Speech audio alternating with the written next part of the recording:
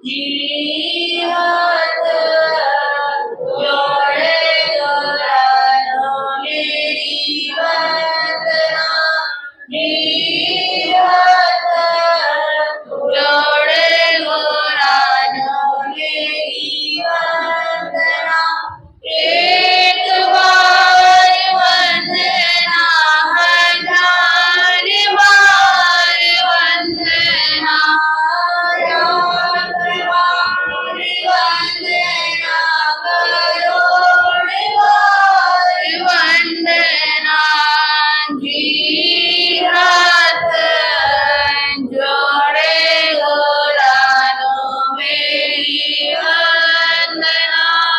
जी हाथ जोड़े दोरानो मेरी वंदना। अहिंसा के अवतार परम पिता परमात्मा प्रभु महावीर स्वामी को भागवत आत्मज्ञानी सदगुरुदेव युग प्रधान आचार्य सम्राट पूज्य श्री शिव मुनि जी महाराज साहब के पावन पवित्र चरण कमलों में कोटि कोटि वंदन नमन। उत्तर भारतीय परिवर्तनी श्रमणी सूर्या डॉक्टर दुरानी श्री सरिता जी महाराज साहब सरल आत्मा सरल मना सदगुरु वरिया श्री अजय कुमारी जी महाराज साहब श्रमणी गौरा प्रज्ञा ज्योति प्रवचन प्रभाविका डॉक्टर दुरानी श्री शिवाजी महाराज साहब की पावन पवित्र चरण कमलों में कोटि कोटि वंदन नमन। आज की प्रातःकालीन प्रवचन सभा में आप सबका हार्दिक स्वागत है, हार्दिक अभिनंदन है। चातुर्मास प्रारंभ से आपके समक्ष तत्वों की चर्चा चल रही है, जिसमें आप 3 तत्वों को श्रवण कर चुके हैं। कौन सा तत्व? जीव तत्व, अजीव तत्व और पुण्य तत्व। आज आपके समक्ष आ रहा है चौथा तत्व, जिसका नाम है पाप। पाप शब्द एक ऐसा शब्द है जिसको कोई भी करना नहीं चाहता।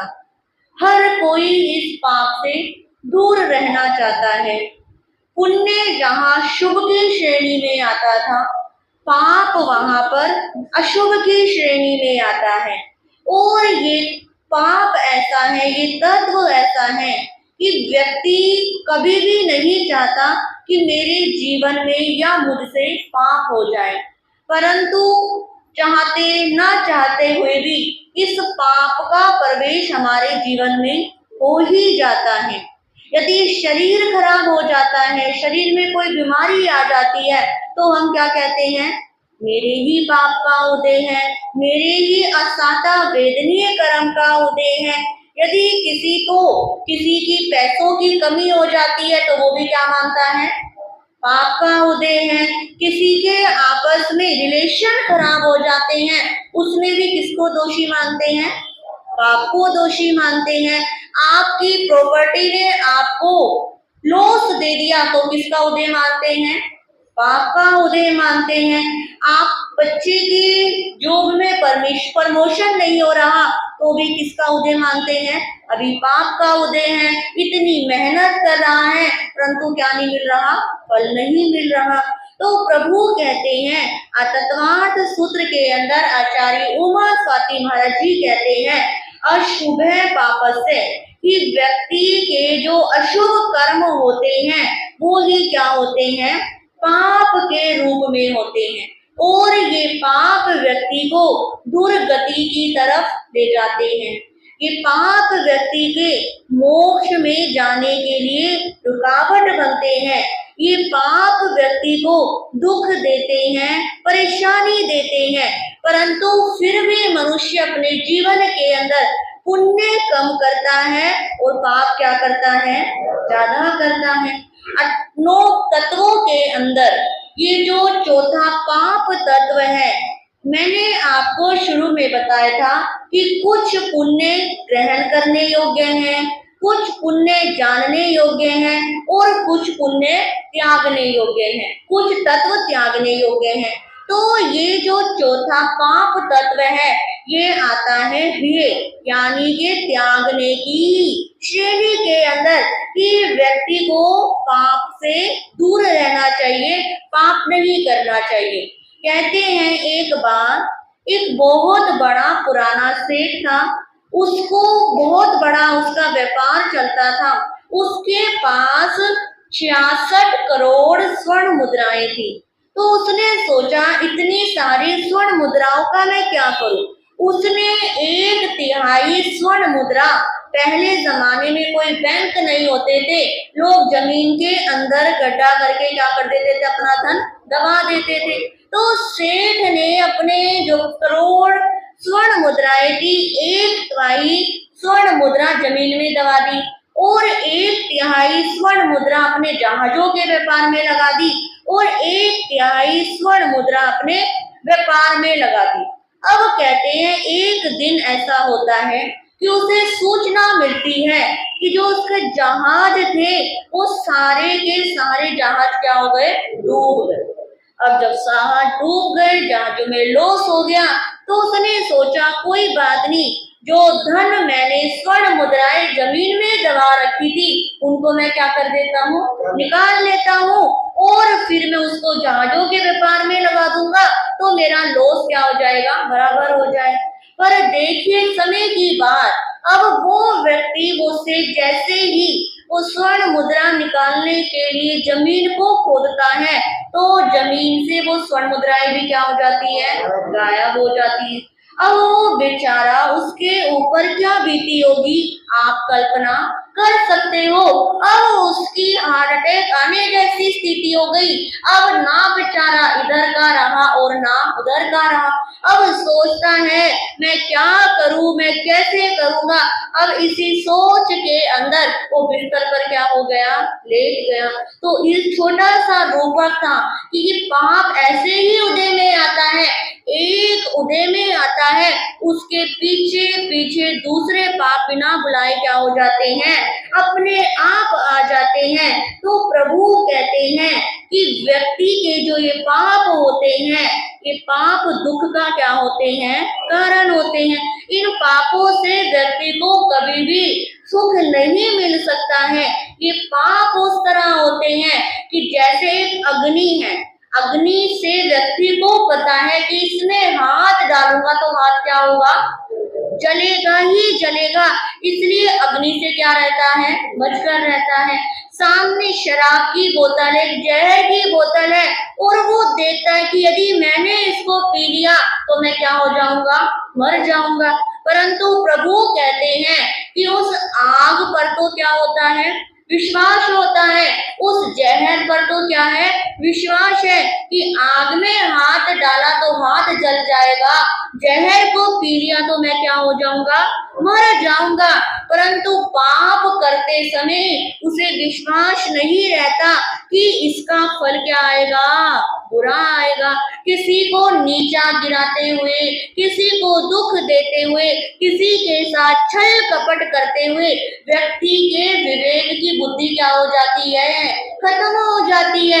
व्यक्ति सोचता ही नहीं है कि मैं ये पाप कर रहा हूँ या ये पाप मुझको दुर्गति की ओर लेकर जाएंगे, क्योंकि विश्वास क्या है ही नहीं। उसे लगता है मैं तो क्या कर रहा हूँ, अच्छा काम कर रहा हूँ। क्योंकि इस प्रकार होता है कि व्यक्ति पाप करते हुए सोचता है कि ये पाप कर रहा हूँ तो ये पाप सिर्फ मुझे ही पता है और किसी को इस मेरे पाप के बारे में नहीं पता, तो इसलिए मुझे क्या नहीं लग रहा, कोई दोष नहीं लग रहा और अपने किए हुए पापों को भी वो पाप नहीं मानता। आपने नाम सुना होगा वाल्मीकि ऋषि का नाम, जिन्होंने संस्कृत के अंदर रामायण क्या करी थी, लिखी थी। उनका पूरा नाम क्या था, याद है किसी को? रत्नाकर, रत्नाकर नाम था। अब कहते हैं ब्राह्मण परिवार में जन्म होने के बाद भी संगति का इतना बुरा असर पड़ा कि वो क्या बन गए, डाकू बन गए और डाकू बन के जंगलों में रहने लगे। अब उन्होंने ध्येय बना लिया कि जंगल में कोई व्यक्ति आएगा, मैं उसे मार के और उसका धन क्या कर लूंगा, लूट लूंगा। अब उन्होंने जंगल के अंदर 100 गड्ढे क्या कर दिए थे, खोद दिए थे। अब जो कोई व्यक्ति मिलता उसको मार देते, उसका धन ले लेते और धन खींचकर मारकर उस गड्ढे में क्या कर देते थे, दबा देते थे। अब एक को मारते, गड्ढा भरता, फिर दूसरा नया गड्ढा खोद देते। अब उनकी ये दिनचर्या क्या हो रही थी, ऐसे ही चल रही थी। अब कहते हैं एक दिन उस जंगल के अंदर नारद जी पहुंच गए। अब जैसे ही नारद जी पहुंचे, नारद जी को देखा तो बड़े क्या हो गए, खुश हो गए कि आज तो बड़ा सुंदर क्या आया है मेरे पास, मेरा शिकार आया है। अब मैं इस व्यक्ति को क्या करूंगा, मारूंगा। अब नारद जी उसे कहते हैं, अरे भाई तुम किस लिए मार रहे हो? वो क्या कहता है, मैं तुमको मारूंगा, तुम्हारा धन खींचूंगा और अपने परिवार का क्या करूंगा, लालन पालन करूंगा। तो नारद जी उसे कहते हैं कि जो तुम परिवार के लिए पाप कर रहे हो, क्या जब पाप का उदय आएगा, क्या तुम्हारे परिवार वाले इस पाप के अंदर सहयोगी बनेंगे? वो कहता है क्यों नहीं बनेंगे, जब मैं उनके लिए कर रहा हूँ तो वो भी मेरी क्या करेंगे, मदद करेंगे। अब नारद जी कहते हैं चलो मेरी बात मानो, तुम अपने घर पर जाओ और पूछ कर आओ कि जब पाप का रिजल्ट आएगा क्या तुम मेरे सहयोगी बनोगे? अब वो वाल्मीकि कहते हैं बड़े होशियार हो, मुझे बातों में चमका देना चाहते हो और मैं घर पर जाऊंगा और पीछे से क्या हो जाओगे, भाग जाओगे। अब नारद जी कहते हैं नहीं, अगर तुझे विश्वास नहीं हो रहा ना, मुझे इस पेड़ से क्या कर दे, रस्सी से बांध के चला जा और अपने घर में जाकर पूछ कर आ कि जो तू ये पाप करता है, लोगों को मारता है, धन लूटता है, इस फल के भुगतान में क्या तेरे घर वाले भी क्या बनेंगे, सहयोगी बनेंगे। अब फटाफट घर पर जाता है और सबसे पहले माँ बाहर मिलती है और माँ से पूछता है और माँ भी एकदम हैरान हो जाती है कि रोज तो संध्या के समय आता था और आज तो क्या आ गया, दोपहर में आ गया। बेटा सब ठीक तो है? माँ सब ठीक है, बस मुझे एक बात बताओ कि जो मैं इतना धन लेकर आता हूँ, इतना माल लेकर आता हूँ, मैं तुम्हारे लिए इतने पाप करता हूँ, जब मेरा पाप का उदय आएगा क्या तुम मेरी मदद करोगे ना? अब उसकी माँ एकदम से कहती है अरे हम तेरी मदद क्यों करेंगे, तू तो क्या करता है, खुद पाप करता है, हमें तो किससे मतलब है, पैसे से मतलब है, हमें तो धन से मतलब है, तू जहां मर्जी से ला, हम तेरे भुगतान में तेरे सहयोगी नहीं बनेंगे। अब आधा नशा तो क्या हो गया, उतर गया। अब किसके लिए पाप कर रहा था, परिवार के लिए पाप कर रहा था। अब थोड़ी देर अपनी पत्नी के पास पहुंचा और पत्नी ने भी चपाक सा जवाब दे दिया कि मैं तेरे धन में, मैं तेरे पाप में तेरी भागी क्यों बनूं? अब तेरा कर्तव्य बनता है तू जहां मर्जी से क्या लेकर आ, धन लेकर आ, फिर मैं इसमें तेरा भुगतान करने वाली कौन हूँ? अब एकदम से सारा का सारा पाप करने का भूत नीचे उतर गया और फटाफट जंगलों में पहुंचे और नारद जी के पैरों में क्या हो गए, लेट गए कि आपने दुनिया की मुझे असलियत क्या कर दी, बता दी कि मैं तो सोचता था कि मैं पाप अपने परिवार के लिए कर रहा हूँ और ये परिवार वाले मेरे क्या बनेंगे, सहयोगी बनेंगे, मेरे साथी बनेंगे, पर इन्होंने तो अभी ही क्या कर दिया, मेरा साथ छोड़ दिया और वहीं से जीवन की दशा क्या हो गई, उनकी बदल गई। तो ये छोटा सा दृष्टांत हमें शिक्षा देता है, हमें प्रेरणा देता है कि जब हम पाप करते हैं अपने लिए क्या, अपनों के लिए क्या करता है व्यक्ति, ज्यादा पाप करता है कि मेरे अपने खुश रहे, मेरे परिवार वाले खुश रहे, मेरे परिवार में सबकी इच्छा क्या होनी चाहिए, पूरी होनी चाहिए। वो एक प्राकृण धन को क्या करता है, लेकर आता है, परंतु प्रभु कहते हैं कि जो धन दुर्मार्ग से आया हुआ होता है वो दुर्गति का क्या बनता है, कारण बनता है। उस दुर्गति ऐसी होती है व्यक्ति का एक जन्म ही नहीं, कितने कितने जन्म क्या हो जाते हैं, उस पाप के भुगतान में चले जाते हैं। क्योंकि कहते हैं पाप अपने ही आप तो सहे रे, पाप अपने ही आप तो सहे रे, दूजा कौन तेरे फैसले लबेड़े, दूजा कौन तेरे फैसले लबेड़े, आप खांदा है 84 आधे तेरे, दूजा कौन तेरे फैसले लबेड़े। कि जो तू पाप कर रहा है, इस पाप का भुगतान तुझे क्या करना होगा, खुद ही करना होगा। इस पाप के उदय होने के बाद कोई तेरा सहयोगी नहीं बनेगा। तो प्रभु कहते हैं कि जो हमसे पाप हो गए हैं, हर व्यक्ति के जीवन में क्या होते हैं, पाप होते हैं। कुछ पाप छोटे होते हैं और कुछ पाप क्या होते हैं, बड़े होते हैं।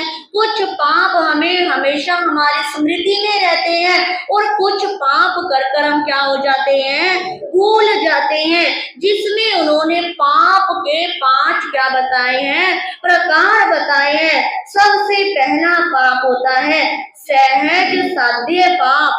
ये सहज साध्य पाप ऐसा होता है कि हाथ के ऊपर लगी हुई मिट्टी के समान, कि आपके मन में विचार आया किसी को मारने का, किसी को नीचा गिराने का, और जैसे ही विचार आया और 2 मिनट में धर्म के विचार उदय में आ गए, अरे तू जैनी होकर इतने बड़े पापी विचार लेकर आता है, तुझे किसी को मारने का क्या नहीं है, अधिकार नहीं है, और 1 मिनट में अपने दुर्विचार की क्या कर लेता है, निंदा स्वयं ही कर लेता है। तो जो ऐसा पाप होता है वो हाथ पर लगी हुई रेत के समान होता है कि हल्का सा झाड़ा और उस पाप से क्या हो गए, मुक्त हो गए।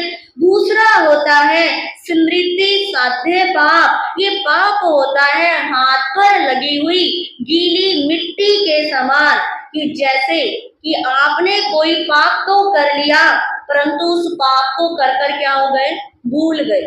कि किसी को आपने कभी भरी जवानी के अंदर या गुस्से में आकर उसे बुरे क्या कह दिए थे, वचन कह दिए थे, उसको अपने बदवा दे दी थी, और उस पाप की क्या नहीं मांगी, माफी नहीं मांगी। क्योंकि इस वाणी के द्वारा एक दिन में हम कितनी बार अपशब्द क्या होते हैं, बोलते रहते हैं, तेरा ये हो जाए, तेरा वो हो जाए, तू ऐसा तू वैसा। और आज के समय में और पहले के समय में भी जो फीमेल्स होती थी उनको कितने ताने क्या होते हैं, सुनने पड़ते हैं। उसको उसके पेरेंट्स के लिए क्या करा जाता है, बार बार बोला जाता है। तो ये भी क्या कहा प्रभु ने, पाप बताया है कि हम बोलकर क्या हो जाते हैं, भूल जाते हैं। तो जो पाप आप करके भूल गए हो उस पाप का भी क्या करना पड़ता है, भुगतान करना पड़ता है। कि जैसे हाथ पर यदि गीली मिट्टी लग गई है तो उसे या तो सूखने का इंतजार करना पड़ेगा या साफ पानी से क्या करना होगा, धोना होगा।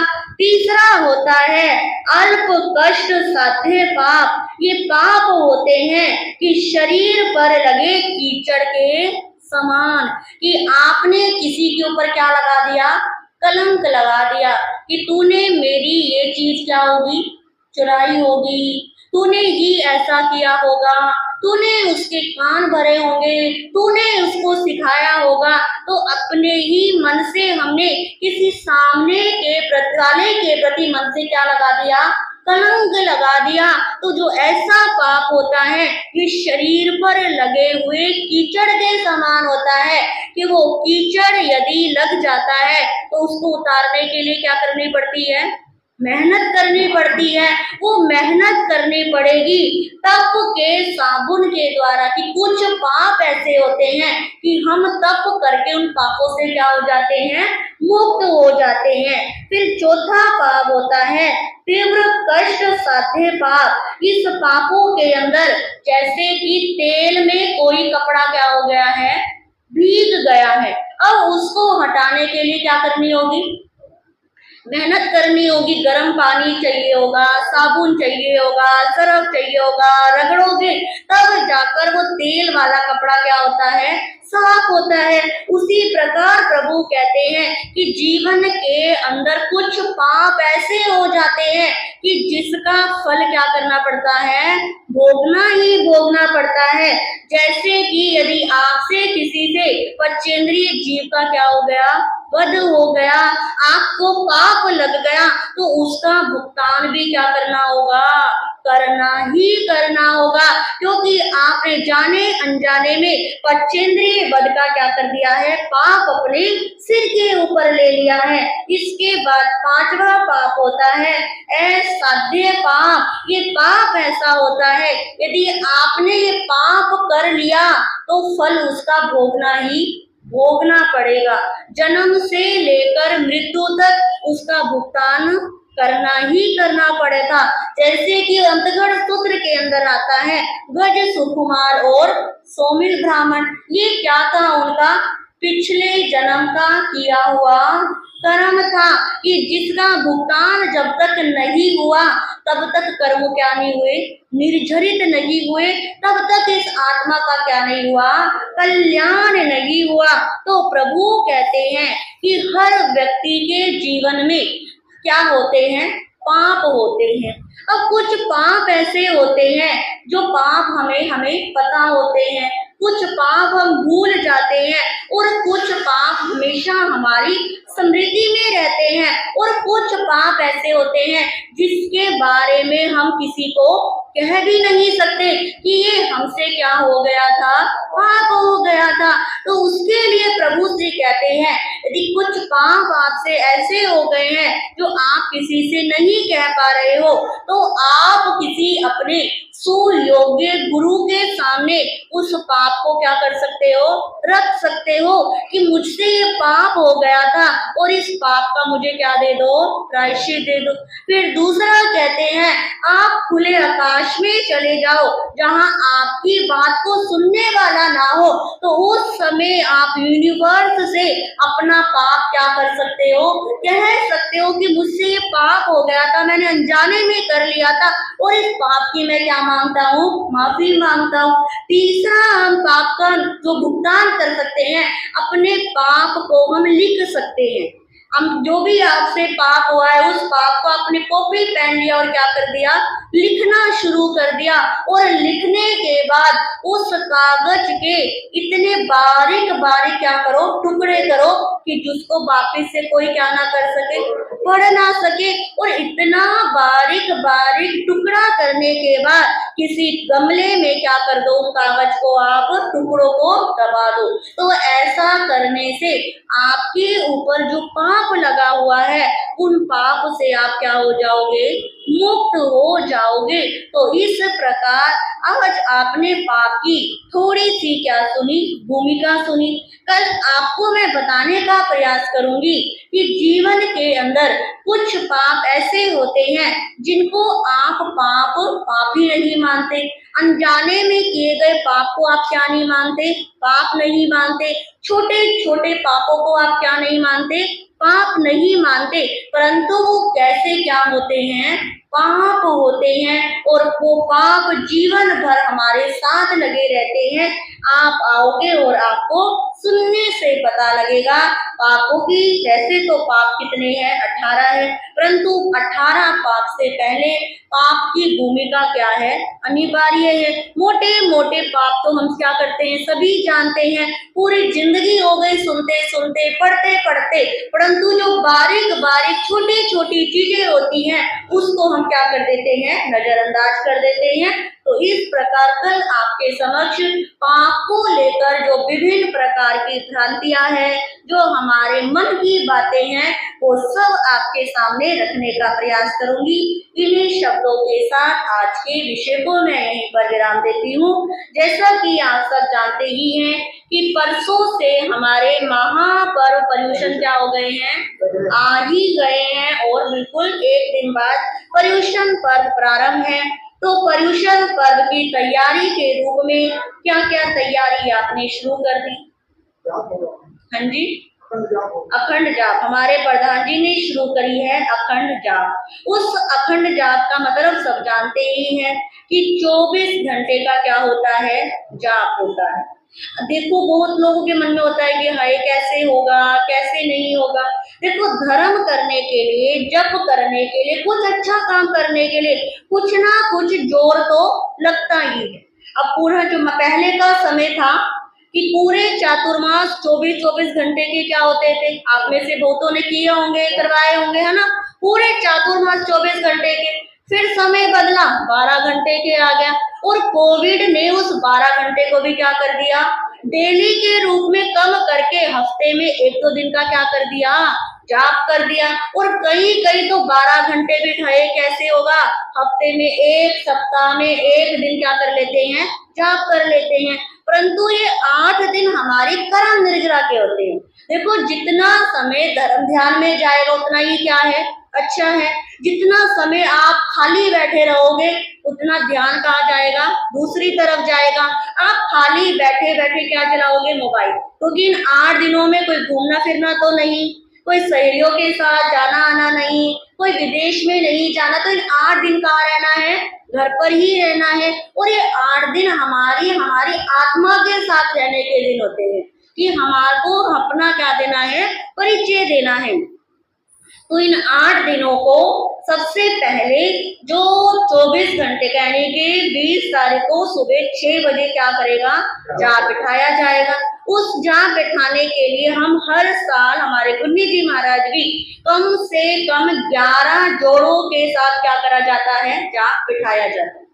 तो जो 11 जोड़े उस दिन सुबह, ऐसा नहीं कि आपको 6 से 7 1 घंटे का जाप देकर जाना है, आप एक माला करके क्या कर सकते हैं, जा सकते हैं। तो 11 जोड़ों में से कौन कौन सौभाग्यशाली होंगे, क्योंकि जब कोई चीज बिठाई जाती है तो जो उस समय जाप में सम्मिलित होंगे तो 8 दिन जो जाप चलेगा उसके क्या बनेंगे, साक्षी बनेंगे ना। तो वो सारा लाभ आपकी पोटली में जाएगा ही जाएगा।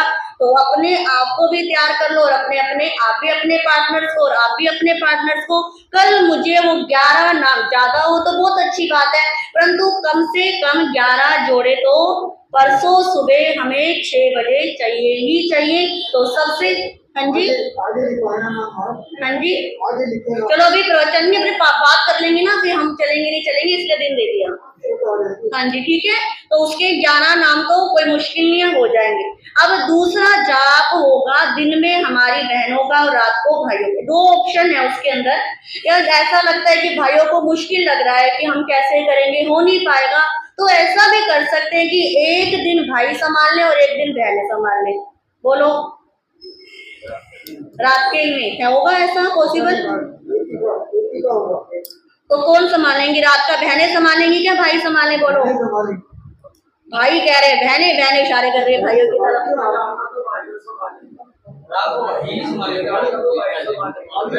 हाँ जी चलो, रात की ड्यूटी, रात का जाप मानेंगे हमारे भाई।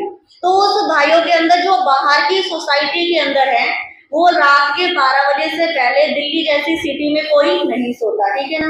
तो आप अपनी और अपने बच्चों को भी क्या दें, सूत्र में नहीं आ सकते, यदि जाते हैं तो कोशिश करें, सबको आना ही है, तो अपने बच्चों को भी क्या दें, 1 घंटे जाप के लिए प्रेरणा दें। तो आसपास की सोसाइटी से हमारे जितने भी भाई बहन आते हैं वो सब रात की ड्यूटी क्या कर सकते हैं, 12 बजे तक आसपास की सोसाइटी वाले ले सकते हैं, और 12 से सुबह 5 बजे तक अहिंसा बिहार वाले क्या कर सकते हैं, संभाल सकते हैं। आप देखो 5 घंटों में 10 क्या चाहिए, इतना बड़ा समाज है, हर घर के अंदर 2-2 जेंट्स है। अब 5 दिन 10 दिन करते करते पता भी नहीं लगेगा। तो पूरी अपना काम संभल के कि भाई ठीक है हम क्या करेंगे, जा पाएंगे। 1 से 2, 2 से 3, 3 से 4 और 4 से 5, फिर 5 से 6 जिनकी बारी है बहने क्या कर लेना, 5 से 6 तक संभाल लेना। 5 से 6 हो गया। आपकी सारी आपकी बारी पूरी हो गई। तो आज एक बार क्या कर देना, लिख लेना, कल मुझे दे देना, और फिर मैं प्रवचन में जो बारी रहेगी उनके क्या कर लूंगी, नाम लिख लूंगी। इसी तरह हमारे भाई आप सब जो आए हो सबने लिखवा दी अपनी बारियां? हाँ जी सबने, किस किसने लिखवा दी? रवि जी को, हाँ जी, 1 2 3 4 5 6 नाम आ गए। अभी जिन्होंने नहीं लिखवाई है वो क्या कर दे, लिखवा दे। रात की लिखनी है सभी, वो एडजस्टमेंट करेंगे हम। हाँ वो भी जेंट्स रात को हो सकते हैं तो उनका नहीं लिख लो, कोशिश करना 5 मिनट पहले ही क्या करना है, आना है। घरों में सब समय दे, सहयोग दे, ताकि सुचारू रूप से चल सके। और रात को अपने व्हाट्सएप पे डाल दो, अपने बच्चों को भी क्या दो, प्रेरणा दो कि कम से कम 1 घंटा तो क्या करे, जाप ले ही ले। सिर्फ घर से निकलो और हाँ जी, सुख ये भागीरथी से भैया राम जी, आपके जितने भी घर हैं सबको एक बार बोलो कि भाई जाप है, सूत्र है। हाँ जी, नाम लिख लो, ठीक है। और आसपास की सोसाइटी से, सुखदान से आए हैं, आदर्श से आए हैं, जो जो पुरुष से आए हैं, आप सब अपनी ड्यूटी संभाल कर कि हमारी सोसाइटी के अंदर इतने घर हैं और इतने नाम हम क्या देते हैं, आपको लिख कर देते हैं। तो ये नहीं कि चंदन जी का काम है, रवि जी का काम है, आप अपने खुद से क्या कह सकते हैं, अपनी सोसाइटी में जितने भी घर है उनसे फोन पे पूछ सकते हैं कि जाप चल रहा है और आपकी बारी हम कौन सी लिखवाएं। तो ऐसे करके हर सदस्य जाप में अपना अपना लाभ दे सकते हैं। जी कुछ बोलना है? ये गुरु धर्म की असीम अनुकंपा एवं आचार्य भगवंतों की असीम कृपा से हमें आगम ज्ञानार्थी डॉक्टर शैली जी महाराज एवं साध्वी रत्ना सुजिता जी महाराज, साध्वी रत्ना शैलजा जी महाराज, साध्वी रत्ना शिवांगी जी महाराज के सत समागम का वितराग वाणी श्रवण करने का स्वर्णिम अवसर प्राप्त हुआ है। इस अमूल्य अवसर पर हम गुरु महाराज आपके प्रति अहोभाव समर्पण भाव प्रकट करते हुए आपकी रतन त्रय धर्म की शरीर की विहार की सुख सदा पूछते हैं और हार्दिक अभिवंदन एवं नमन करते हैं। अभी गुरु महाराज ने हमें बता दिया है कि हमारे मुकुटमणि प्रदूषण पर्व अपने आगमन की दस्तक दे चुके हैं। हमारे अहोभाग्य है कि हमें गुरु महाराज के पावन सानिध्य में यह अवसर मिल रहा है। कर्म निर्जला के लिए पुरुषार्थ करने का स्वर्णिम अवसर मिल रहा है, तो हमें चूकना नहीं है। जिस प्रकार गुरु महाराज ने कहा कि जब तब त्याग तो करना ही है, साथ में हमें प्रवचन श्रवण भी करना है और श्रद्धाएं जागृत करनी है और एक दूसरे से को कहना भी है, ताकि परिवार में सभी आए और अपना कर्म निर्जला करें।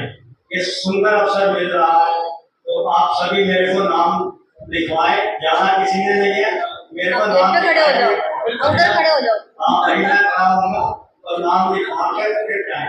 और रात के लिए हम कर लेंगे अटैचमेंट, नरेश जी हैं उनको सब कर देंगे। तो कृपया आप जो भी आप समय दिखाएंगे, आप 5 मिनट पहले आने का प्रयास करें, ताकि व्यवस्था सुचारू चलती रहे। इस बात का आपने ध्यान रखना है कि 5 मिनट पहले अवश्य बताएं और गुरु महाराजों के दर्शनों का भी लाभ मिलेगा और उनके प्रवचन श्रवण भी करें। अन्य पाठ भी गुरु महाराज के मुताबिक से आप अवश्य सुने और यही मैं कहना चाहूंगा, अधिक से अधिक आए।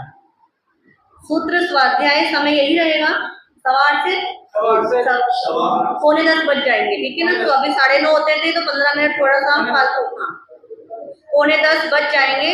तो सूत्र स्वाध्याय सुबह, कल सुबह की वाचना कल पूरा बता देंगे क्या क्या रहेगा। तो अपने मन को तप के लिए भी, जप के लिए भी और सूत्र श्रवण के लिए भी तैयार करना है। आज का सबका सामूहिक बलिदान यही रहेगा कि कम से कम 5 व्यक्तियों को फोन करने हैं कि 20 तारीख से परवादी रात परसों से पर्यूषण प्रारंभ है और आना है, ठीक है। अपनी को आओ तो आते ही आएंगे नहीं, आपको उनको मैसेज देकर उनको बताकर अपने कर्म की क्या करनी है, निर्जरा करने। 5 फोन सबको करने हैं। हाँ जी, हाथ जोड़ो, कौन कौन करेगा वो हाथ जोड़ो। हाथ ही नहीं जुड़ रहे, वाह वाह वाह। हाँ जी, 5 फोन सबको कम से कम करने हैं प्रवचन में सूत्र के लिए। गुरु साक्षी त्यागो श्री बोरे अजमाला के रूप में श्री अरह नाथाय नमे, श्री अरह नाथाय नमे की एक माला आज सबके रहेगी। हाँ जी, कुछ और हो गया? हाँ जी।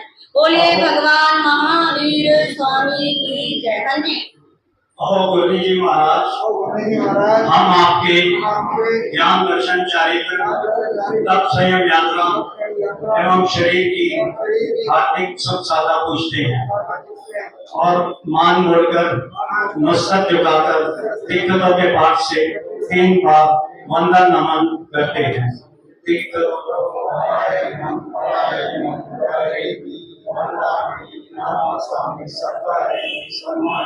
कल्याणं मंगलं देव्यं जेव्यं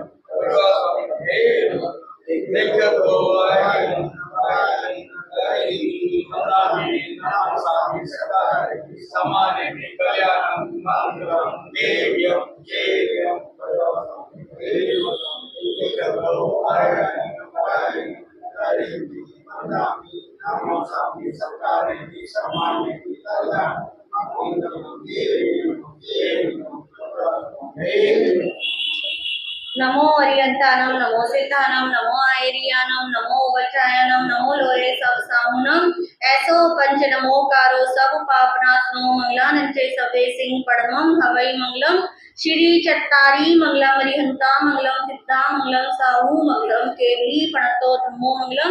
चट्टारी लोगुत्तमा अरिहंता लोगुत्तमा सिद्धा लोगुत्तमा साहू लोगुत्तमा केवली प्रणतो धम्मो लोगुत्तमा। चट्टारी शरणं पवज्जामि अरिहंते शरणं पवज्जामि सिद्धे शरणं पवज्जामि साहू शरणं पवज्जामि केवली प्रणतं धम्मं शरणं पवज्जामि। ये 4